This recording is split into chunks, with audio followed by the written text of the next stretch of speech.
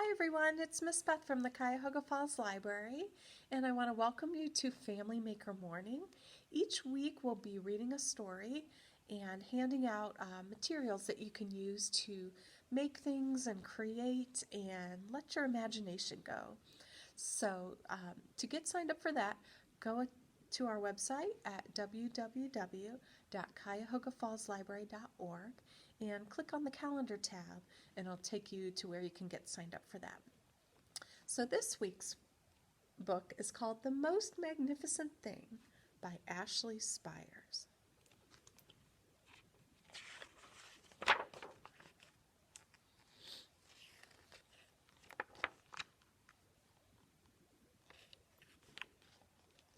This is a regular girl and her best friend in the whole wide world. They do all kinds of things together. They race, they eat, they explore, they relax. She makes things. He unmakes things. One day, the girl has a wonderful idea. She is going to make the most magnificent thing.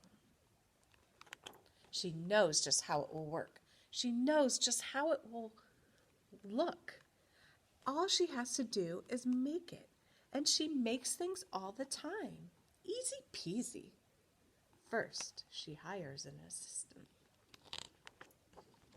Next, they gather their supplies. They set up somewhere out of the way and get to work.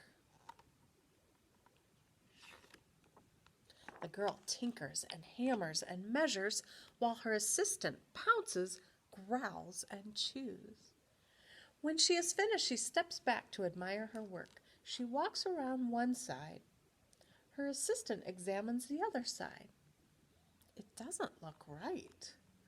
Her assistant picks it up and gives it a shake. It doesn't feel right either. They are shocked to discover that the thing isn't magnificent or good. It isn't even kind of sort of okay. It is all wrong. The girl tosses it aside and gives it another go. She smooths and wrenches and fiddles. Her assistant circles and tugs and wags. And when she's finished, she stands up and takes a long look at it. Her assistant gives it a nudge with his paw. The thing is still wrong. She decides to try again. The girl saws and glues and adjusts. She stands and examines and stares. She twists and tweaks and fastens, and she fixes and straightens and studies. She tries all different ways to make it better. She makes it square. She makes it round. She gives it legs. She gives it antennae. She makes it fuzzy. She makes it long, short, rough, smooth, big, small, and even smells of stinky cheese. But none of them are magnificent. Her hard work attracts a few admirers, but they don't understand. They can't see the magnificent thing that she has in her mind. She gets mad. The angrier she gets, the faster she works. She smashes pieces into shapes. She jams parts together. She pummels the little bits in. Her hands feel too big to work, and her brain is too full of all the not right things. If only the thing would just work. Crunch.